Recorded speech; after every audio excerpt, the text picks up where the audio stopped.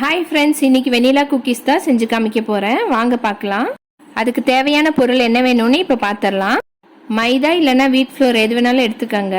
Butter, milk powder, powder sugar, vanilla powder. இப்போ வாங்க நம்ம எப்படி செய்யுதுன்னு பார்க்கலாம். ஃபஸ்ட்டு பட்டர் எடுத்து இந்த மாதிரி ஒரு பவுலில் போட்டுட்டு அதை நல்லா நம்ம மிக்ஸ் பண்ணி விடணும். அளவு கம்மியாக இருக்குன்றனால நான் கையாலவே மிக்ஸ் பண்ணுறேன். உங்களுக்கு தேவைப்பட்டுச்சுன்னா நீங்கள் பீட்டர் வச்சு கூட மிக்ஸ் பண்ணிக்கலாம். இப்போ நம்ம கை சூட்டுக்கு பட்டர் நல்லா மெல்ட் ஆகி வரும். இப்போ பட்டர் நல்லா மெல்ட் ஆகி கிடச்சிருச்சு. இந்த ஸ்டேஜில் பவுடர் சுகர் ஆட் பண்ணிக்கோங்க.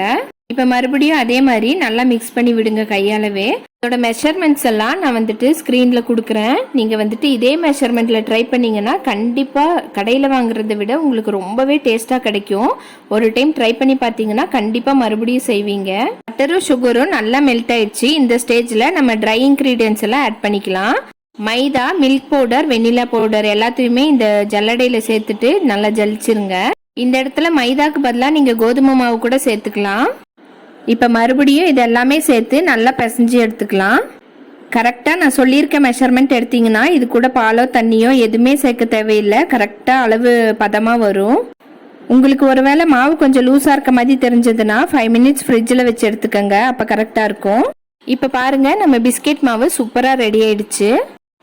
இப்போ பார்க்கும்போது உங்களுக்கே தெரியும் எந்த அளவுக்கு சாஃப்டாக வந்திருக்குன்னு. இப்படி வரணும், அப்போ தான் நம்மளுக்கு கரெக்டாக பிஸ்கெட் வரும். இப்போ நான் இதை ஒரு மேட்டுக்கு ட்ரான்ஸ்ஃபர் பண்ணிக்கிறேன். உங்களுக்கு சாஃப்டாக வரலன்னா இப்படி மேட்டு மேலே வச்சு நல்லா இப்படி அழுத்தி அழுத்தி பிசைஞ்சிங்கன்னா நல்லா சாஃப்டாகிடும். ஜெய்சனுக்கு பிஸ்கெட்னா ரொம்ப பிடிக்கும், அதனால தான் பின்னாடியே சுற்றி சுற்றி வந்துட்டு இருக்காரு. இப்போ நான் குக்கி கட்டரெல்லாம் ரெடியாக எடுத்து வச்சுக்கிறேன். இல்லை உங்களுக்கு என்ன ஷேப் கொடுக்கணும்னு தோணுதோ அதை நீங்கள் சூஸ் பண்ணிக்கலாம். நான் இன்னைக்கு ரவுண்ட் ஷேப் எடுக்கிறேன். ஒருவேளை இந்த மாதிரி குக்கி கட்டர் உங்ககிட்ட இல்லைன்னா வாட்டர் பாட்டில் மூடி அந்த மாதிரியெல்லாம் கரெக்ட் சைஸாக இருந்துச்சுன்னா அதையே நீங்கள் எடுத்துக்கலாம். இப்போ இதில் நம்ம லைட்டாக ட்ரை மாவு அப்படியே லைட்டாக தூவி விட்டுலாம். அதிகமாக சேர்க்காதீங்க, லைட்டாக போட்டால் போதும். இந்த பிஸ்கெட் மாவை கரெக்டாக நம்ம சமமான அளவில் திரட்டி எடுக்கணும். அடுத்து நம்ம பிஸ்கெட்டில் ஒரு முக்கியமான ஸ்டேஜ் இதுதான். இது பேனலிங்னு சொல்லுவாங்க.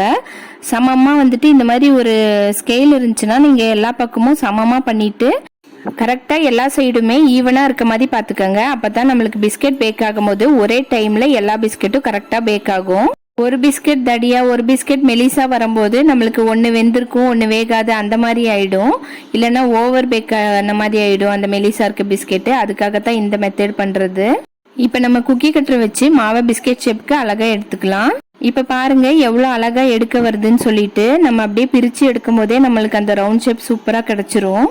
பார்த்தீங்களா எல்லா சைடுமே எப்படி ஈவனாக கிடச்சிருக்குன்னு சொல்லிட்டு. இந்த அளவு திக்னஸ் இருந்தால் தான் நம்மளுக்கு பிஸ்கெட்டு கரெக்டாக இருக்கும். மீதி இருக்க மாவை இதே மாதிரி மறுபடியுமே அந்த ரவுண்ட் ஷேப்புக்கு பண்ணி எடுத்துக்கோங்க.